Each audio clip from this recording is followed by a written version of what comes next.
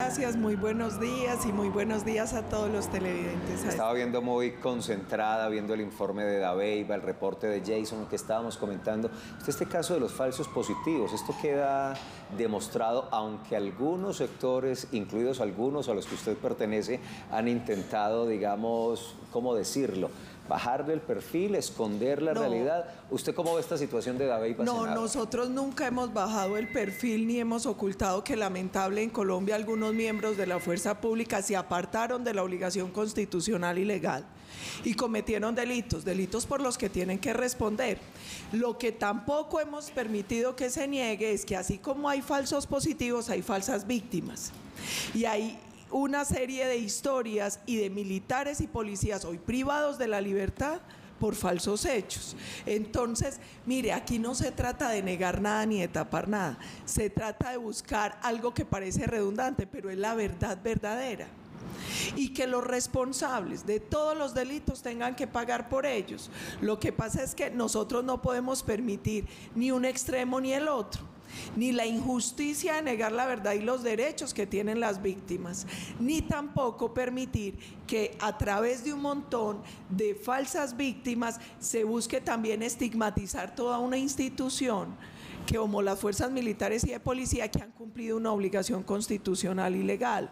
Nosotros hemos dicho, los que hayan cometido delitos tienen que pagar ante la justicia, y la justicia tiene que ser muy severa, porque además ellos defraudan una confianza que hay en el pueblo colombiano frente a quienes tienen la obligación de cuidarlo. ¿Qué debe hacerse, senadora, para que efectivamente descubramos, como usted la llama, la verdad verdadera, y que este capítulo triste, lamentable, con unos pasajes impresionantes, no se quede así, sino que quede esclarecido este capítulo de la historia de Colombia? Sí, mire, a mí me preocupa mucho que muchas veces dicen, es que aquí lo importante es recuperar los cuerpos, identificarlos. Eso es necesario porque es cierto que para una persona es muy difícil hacer el duelo cuando es un desaparecido. En los procesos que nosotros vivimos de justicia y paz, yo recuerdo que muchas mamás decían, regáleme ni siquiera un huesito, un pedacito de mi hijo, de mi hermano, yo lo entierro para tener ellos mismos descanso, porque si no, no lo tienen. Pero no estoy de acuerdo. En la intervención decía, es que es más importante recuperarlos y no saber el victimario. No, nosotros tenemos que saber los victimarios, porque lo cierto es que aquí hay que darle descanso a la familia, pero tenemos que buscar la verdad. Y esa es una preocupación enorme, y yo he sido muy crítica de la JEP y lo seguiré siendo porque creo que tiene un problema desde el origen. Pero mire, por ejemplo, algo que yo creo que debería ser un frente común. ¿Por qué cuando la JEP está juzgando las fuerzas militares y de policía, la audiencia es pública y pueden asistir las víctimas, y cuando son los cabecillas de la FARC es cerrada y las víctimas no tienen voz? Yo creo que para que la justicia sea justicia tiene que ser igual para todos. Doctora Paola, hablemos un poquito de la situación del país, lo que está sintiendo el pueblo colombiano frente al gobierno de Iván Duque, esa insatisfacción. Míreme que se han realizado 7 intentos entre la mesa de negociación y la mesa de paro para lograr llegar a un acuerdo de tantas peticiones que quieren que se estudien en la mesa. ¿Qué va a pasar a futuro? Definitivamente el gobierno nacional pareciera que no quiere ceder, al igual, lógicamente, que los organizadores del paro. ¿Cómo hacer para que las cosas avancen en el país? Yo quiero hacer varias observaciones. La primera, el gobierno de Iván Duque es un gobierno que lleva un poco más de año y medio. Y en año y medio, contando los paros, las movilizaciones, nosotros hemos tenido uno cada 2 días desde que empezó el gobierno. Ese es un primer tema que se tiene que aclarar, que si bien hay sectores que marchan con unas causas fundadas, también ha sido una política marchar y torpedear el gobierno de Iván Duque. Segunda observación, hay sectores, mire, el día que ganó Iván Duque, al otro día trinó Gustavo Petro, nos vemos en la calle, empieza la resistencia. Y la estrategia era generar una serie de paros escalonados buscando desestabilizar al gobierno. De hecho, ayer salieron los informes sobre la intervención en redes en esas manifestaciones de otros gobiernos y de unos centros que venían movilizando a la gente desde otros países. Se ha visto ya recursos y cómo hay una serie de injerencias y de ruido. Y la otra cosa es, yo creo que los colombianos debemos hacer una reflexión sobre el tema de la democracia y la institucionalidad. ¿Por qué lo digo? Porque los colombianos vamos a las urnas y pareciera que ya no importa el resultado de las urnas. Eso es grave porque la democracia no se agota en los procesos electorales, pero las elecciones son un elemento importante de la democracia. Gana el no, se impone el acuerdo y no pasa nada. Gana Iván Duque con unas mayorías y con un programa de gobierno y ahora a través de las calles lo quieren sentar a obligar a redireccionar el programa. Entonces, la reflexión es: bienvenidas las manifestaciones y las marchas, es un derecho constitucional y la movilización, pero pacíficas. Nosotros no podemos permitir el vandalismo, la violencia, el terrorismo. 2, hay que respetar las decisiones de las mayorías, porque si no, ¿en qué queda la democracia? Mire, uno como ciudadano, ¿qué piensa cuando uno va a la urna, vota por un presidente de un programa y se da cuenta que después eso se tiene que negociar porque lo que no ganan en las urnas lo quieren imponer vía calle y manifestación? Yo creo que nosotros tenemos una democracia todavía imperfecta, una democracia que está madurando, pero la obligación de todos debería ser defender esa democracia y defender las instituciones. Y también yo tengo que reconocer algo: nosotros nos hemos equivocado, el gobierno y los partidos de gobierno, porque tampoco hemos sido capaces de comunicarle a los colombianos la realidad de lo que recibimos y lo que hemos hecho, y los esfuerzos que hemos hecho. Ahí nosotros también tenemos que hacer un mea culpa. Senadora, hoy el país atraviesa una crisis social muy difícil con el tema de los migrantes venezolanos. Usted llega con una propuesta para conseguir recursos para atender esta situación. Sí, mire, un grupo de parlamentarios y de representantes del gobierno de Colombia vamos la próxima semana a Alemania a una serie de reuniones con el gobierno, con el Ministerio de Relaciones Exteriores, con la Dirección de Refugiados y el Ministerio del Interior. Primero hay que aclarar varias cosas. Nosotros en el tema de la migración venezolana tenemos 4 tipos de migrantes. La migración pendular, que son casi 5 millones de venezolanos que hoy tienen una tarjeta de tránsito que entran y salen, sí, que es para comprar medicinas, alimentos en la frontera. Tenemos una migración de retorno, que son muchos colombianos, más de 250.000 que vivían en Venezuela hace muchos años y que han tenido que regresar a Colombia. Tenemos la migración de tránsito, que son venezolanos que cruzan nuestro país para ir principalmente a Ecuador, Chile, Perú, y tenemos la migración permanente, que a octubre, al cierre que tiene migración del 31 de octubre del año pasado, eran más de 1.600.000 venezolanos. De ese 1.600.000, unos 900.000 son irregulares y unos 700.000 ingresaron de forma regular. Hay varias cosas que nosotros vamos a plantear en ese foro. La primera es: el problema de Venezuela no es un problema migratorio, es un problema de refugiados, porque los venezolanos no salen voluntariamente de Venezuela para buscar una mejor vida o una mejor oportunidad laboral, salen porque no pueden vivir en Venezuela, porque la grave situación de derechos humanos y de seguridad los obliga, los expulsa de su país. Ese es un primer tema que tenemos que debatir, porque no es lo mismo hablar de migrante que de refugiado. Los refugiados tienen unos derechos y existen un estatus y unas obligaciones internacionales que hay que cumplir. Y 2, mire, todo el mundo habla de la crisis de los refugiados sirios. La crisis de refugiados sirios son más o menos 5 millones, una cifra similar a la de Venezuela, con la diferencia que el proceso venezolano fue en un lapso de tiempo mucho más corto. Y el reclamo que nosotros hacemos a la comunidad internacional es: el Fondo Internacional aportó más o menos $1.250 por cada refugiado sirio. Colombia ha recibido $125 por refugiado venezolano. Entonces, aquí el llamado es a la comunidad internacional, porque este es un problema del mundo y de la región, no solo de Colombia. Y no hemos recibido la ayuda internacional con la que se habían comprometido para ayudarnos a atender esta crisis de refugiados. Senadora, hablando del tema de la democracia en Colombia y de los procesos electorales, usted ha reconocido que le interesa aspirar a la presidencia de la República. ¿Cómo va ese tema de la aspiración presidencial? Oiga, los precandidatos están pasando por aquí. Todos. Jorge Robledo, la senadora Paola Holguín. Bueno, la verdad, sí, yo sigo con la idea de hacer el proceso. Yo creo que es importante, es algo.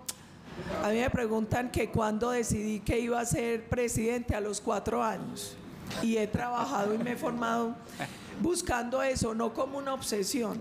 Me ha alimentado en el camino y yo creo que viene sucediendo algo interesante con el tema de la participación de las mujeres en política. A mí algún día me preguntaron, ¿y usted cree que el país está preparado para una mujer presidente? Yo creo que es uno el que se prepara para gobernar a Colombia, no el país el que se tiene que preparar para uno, y yo llevo 42 años preparándome, vamos a ver qué pasa. 42, que parecen 35. Perdón, senadora, hay un tema que es importante, el partido de gobierno. Usted lo acaba de decir, circunstancias difíciles que le tocó al presidente Duque sin duda, heredan un país lleno de problemas, más el de la migración que no estaba en otros gobiernos, el tema del nuevo estatuto de oposición que también es nuevo, pero finalmente usted me llama la atención con un tema que dice que la democracia sigue siendo imperfecta. ¿Cómo sería entonces esa democracia perfecta? ¿Que no hayan marchas? ¿O cómo sería? No, es que eso no tiene que ver con las marchas. Explícame. Tiene que ver con el fortalecimiento institucional. Tiene que ver con el respeto. Mire, Colombia, por ejemplo, ha satanizado mucho el tema de la polarización. Miedo le deberíamos tener al unanimismo. El unanimismo se impone vía cárcel o vía fusil en las dictaduras. Colombia no le debe tener miedo a que existan posturas diferentes. Lo que tenemos que aprender es que nuestras posturas se respetan y pueden dialogar y se pueden confrontar sin llegar a las armas. Es que de eso se trata la democracia. Además, la democracia requiere partidos fuertes. Colombia y el mundo y atraviesan una crisis muy grave de partidos y de representatividad. La lucha de nosotros no debería ser para permitir que se mine y se acabe la democracia y la institucionalidad, sino por el contrario, fortalecerla, fortalecer nuestra democracia, permitir que exista el disenso, la diferencia, que se confronte, pero que se confronte sin violencia. Es que el problema no son las marchas. Mire, yo fui 8 años oposición de Santos. Si alguien ha marchado, he sido yo no sé en cuántas marchas participé, pero nosotros jamás afectamos un bien público o privado, jamás atacamos a la fuerza pública, jamás pasamos por encima de los derechos de los no marchantes. Es que hoy lo grave es que unas minorías se paran a bloquear una calle y afectan otros derechos, el derecho a la movilidad, el derecho al trabajo. Mire, que tienen los que no marchan. Hoy el problema es que están atacando bienes públicos y privados. ¿Usted cree que a quién afecta, por ejemplo, el ataque contra el Transmilenio? ¿A quién afecta el ataque contra todos esos bienes públicos? Es que los pagamos de los bolsillos de todos, de nuestros impuestos. ¿Por qué atacar la propiedad privada, que es un derecho en Colombia? Ese es el problema. El problema no son las marchas. El problema es el vandalismo, la violencia, el terrorismo que han acompañado estas marchas. Senadora, me quedé pensando cómo no patinando en el tema de su aspiración presidencial. Por lo siguiente, ¿cómo va a ser usted para organizar esas toldas del Centro Democrático con tanto? Dividida, ¿no? Son como 63 fracciones, segmentos, tendencias, intereses, individualismos. Eso porque el expresidente aglutina y ordena, pero cuando él se descuida un poquito, eso se desbarajusta. ¿Cómo va a ser para que su candidatura tenga fuerza dentro del Centro Democrático? Aspirante, mire, ¿no? Yo creo que lo más importante es tener fuerza en el corazón de los colombianos. Más que en pero sin partido. Pero créame que uno termina aglutinando partidos cuando su candidatura es viable. No hay otra forma. Es que uno se gana esto trabajando y en la calle. A uno lo apoya el propio partido y los demás partidos cuando ven que eso cuajó. Como se dice coloquialmente, cuando ven que uno tiene la posibilidad. Ah, no, ahí sí aparecen todos. Aparecen todos. Entonces, suben a la chiquita. Desde que está en el 0%, yo creo que hoy la tarea, más que uno angustiarse por estrategias electorales, es trabajar a fondo para ganarse el corazón de los colombianos. La última, Carla. ¿Será que en esta sí le va a ir bien al presidente Iván Duque con el Congreso de la República en la próxima legislatura? Le tocó, no Si tuvo le va a ir más. bien, significa que le ha ido muy mal entonces. No, porque por fin al parecer tienen enfilado a partidos que... Por ejemplo, Cambio Radical ya entró a la Exactamente. bancada de gobierno. ¿Pero es con mermelada o sin mermelada? Yo creo que ha sido muy difícil. Mire, yo quiero también ahí separar Sí. dos cosas. ¿Qué es la mermelada y qué es la participación política? Muy bien. La mermelada tiene que ver con corrupción, con entregar entidades a políticos para que se las roben, con entregar cupos indicativos para que ellos no solo bajen el recurso, sino que impongan el contratista y se queden con parte de ese dinero. Eso es mermelada. Mermelada es robar. El nombre es dulce, pero es muy amargo. Participación política es lo que pasa en Colombia y en el mundo. Y es que todo presidente gobierna con los partidos de gobierno para buscar apoyos y bancadas. Nosotros venimos de un proceso muy difícil, porque Santos logró filar casi todo el Congreso 8 años a punta de mermelada. Y lo dijo el propio ministro en su momento de Hacienda. Nosotros queremos que exista una bancada fuerte de gobierno que apoye las propuestas y los proyectos del gobierno. Eso es distinto y esa participación se da en el mundo entero. El problema es cuando esa participación es vía corrupción o vía presión, como me tocó ver a mí. Colombia no hemos podido hacer la reforma a la justicia, que es una urgencia nacional. ¿Y sabe por qué? Cada que llega la reforma a la justicia van algunos representantes de sectores de las cortes y de las entidades de control a presionar a los congresistas con los procesos que ellos tienen o algunos familiares. Eso es una vergüenza, porque además hoy el descrédito de la justicia es un elemento muy grave que quebranta la democracia y la institucionalidad en Colombia. Muy bien, 6:42. Obviamente la conversación con la senadora Paola Holguín ha desatado comentarios en las redes sociales. Evelio Duque dice: políticos como usted nos llevan a pensar que no todo está perdido. Isabel Cristina Becerra dice: la senadora no está viendo el país, se lo está imaginando desde el escritorio. Sí hay insatisfacción con el gobierno y Duque no está cumpliendo. Jason Álvarez dice: buenos días, queridos amigos. Quisiera que le preguntaran a la senadora Paola cuál es su opinión sobre la minería en Jericó. Y ella, ¿cuál es la propuesta para apoyar el sector cultural de Colombia? Bueno, y hay otras interacciones. ¿Me deja Bueno, hacer dos observaciones? Senadora. Estamos llenos, sí. sí, La remate, primera- por favor. La primera es, yo tengo la fortuna de no tener que ver a Colombia desde el escritorio, porque los que me conocen saben que yo llevo 5 años y medio y en esos 5 años y medio no he parado un solo fin de semana de caminarme los municipios y los distintos departamentos. Eso es una fortuna. Y yo lo que invito a los colombianos es sin triunfalismo y sin moridera.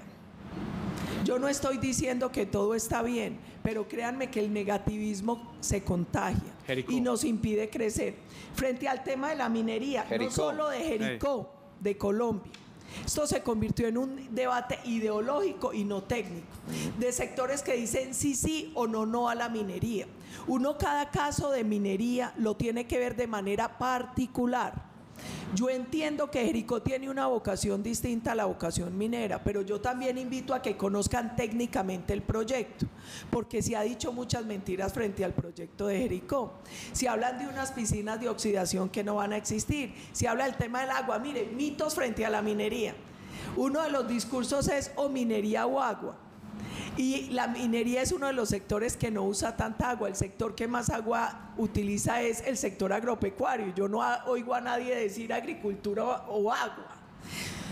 Y hay que ver cada proyecto. No es lo mismo cuando es a cielo abierto, cuando es profundo, no es lo mismo dependiendo del tipo de mineral. Y mire, uno encuentra, por ejemplo, en Brasil, en Minas Gerais, minas en reservas naturales. Es que hoy hay unos desarrollos tecnológicos que permiten hacer minería ambientalmente sostenible. ¿Uno qué necesita? Primero, nosotros en Antioquia tenemos un tema de fondo. Este ha sido un departamento minero, históricamente minero. De hecho, es el único departamento en Colombia que la delegación minera la tiene la gobernación de Antioquia. Así es. ¿Yo qué creo? Demos el debate desde lo técnico, con argumentos. No volvamos un debate ideológico de radicalismos de sí o no a la minería. Colombia y el mundo necesitan minería.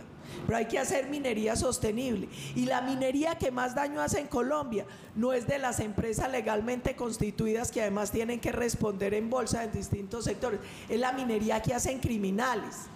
La minería que hace la FARC, la minería que hace el ELN, la minería que hacen el clan y todas estas el clan del Golfo y los caparros. Ellos no pagan impuestos, ellos no tienen responsabilidad ambiental ni de compensación. Y ellos son los mayores depredadores. A mí me tocó, yo sobrevolé a finales del año pasado la zona de Tumaco para ver un tema de cultivos ilícitos y de minería ilegal. Es doloroso ver las piscinas de cianuro en Tumaco. Tierra arrasada. Pues, senadora, completamente. Gracias por acompañarnos. Alimenta usted, bueno, y la pregunta del televidente, este debate que esta semana vamos a continuar aquí con Juan Camilo Quintero de la Anglo Gold Ashanti. 6:46. Senadora, siempre es un placer y es muy productivo conversar con ustedes. Muchas gracias. No, a ustedes muchas gracias y a todos los televidentes. Y mucha suerte en ese viaje de los parlamentarios a Alemania a vender este asunto no como una migración, sino como un tema de refugiados y a obtener el compromiso internacional que mira la comunidad internacional para algunos puntos, pero no están comprometidos como deberían con el caso de Venezuela. Gracias, senador. Muchas gracias. Muy amable. 6:46.